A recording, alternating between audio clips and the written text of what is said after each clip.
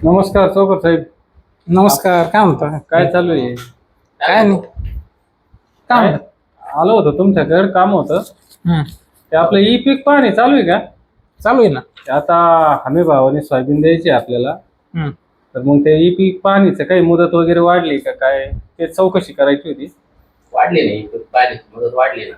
मुदत आहे ना आता 30 नोव्हेंबर 2025 पर्यंत झालेली. ज्यांना खरीपची ई पीक पाणी करायची असेल तर ते आता सहाय्यक स्तरावरून 30 नोव्हेंबर 2025 पर्यंत ई पीक पाणी खरीपची करू शकतात.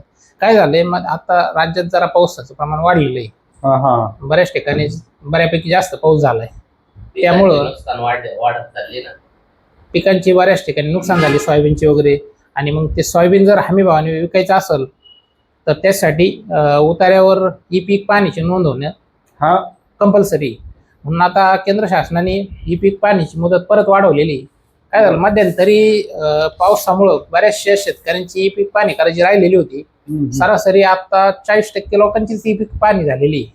बाकी 60% लोक ई पीक पाणी करायची राहिलेली.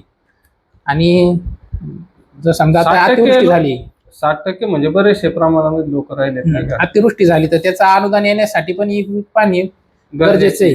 हो. आणि तसंच शासनाचे इतर कुठल्या योजना असेल किंवा प्रत्येक गोष्टीसाठी ई पीक पाणी करणं हे महत्वाचा विषय.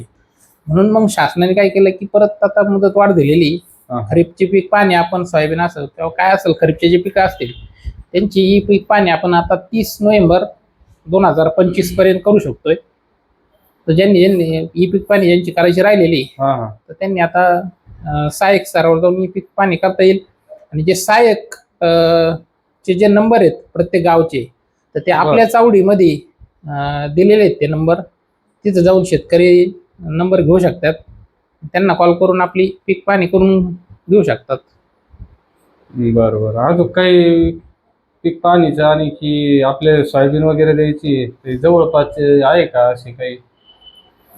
जवळपास आहेत. तुमच्या मते कुठं दिली पाहिजे सोयाबीन असं?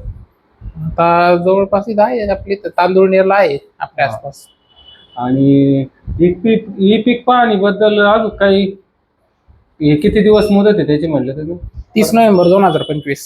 30 नोव्हेंबर पर्यंत म्हणजे 1 महिन्याची आणखीन वाढलाय हे का नाही? हो हो म्हणजे शेतकऱ्याला एक आणखी एक दिलासा भेटला त्यामुळं. हो. चांगली गोष्ट. शासनाने एक चांगलाच निर्णय घेतला, बरं झालं. कारण पावसाचं अजून पण काही कमी नाही झालं.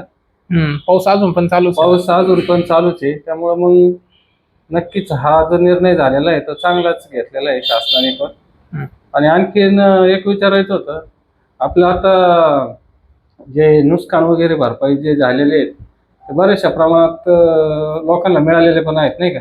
हो. आणि अजून पण काही भेटणार आहेत असे? हो भेटणार आहेत ना अजून काही लोकांना. जसे यादी अपलोड होते तसं अनुदान भेटून राहिले ना. आणि हे आपले ट्रॅक्टर वगैरे आता जर नवीन घ्यायचं जर असेल आपल्याला तर मग आपल्याला आता भरता येईल का भाऊ असं? हा नवीन अर्ज भरणं चालू आहे ना आता आपण अर्ज करू शकतो ना. आता अर्ज करू शकतो. आणि ते म्हणजे आपल्याला परत आता पुढच्या वर्षात जाईल का, कधी भेटतील बरं ते? नाही सध्या सोडत चालू आहे. झालं तर लवकर पण होऊन जाईल लगेच. असं नाही तर- ट्रॅक्टर किंवा अवजार सगळ्यांच्या सोडत चालू आहे सध्या. कृषी अवजार बँक असेल. हो हो. सोडत चालू आहे म्हटल्यानंतर मग आता पण भरून दिले तरी होईल बा लवकर आहे ना? हो होईल ना. चालेल ठीक आहे. आपलं एक तो अर्ज भरून टाका. चालन भरून.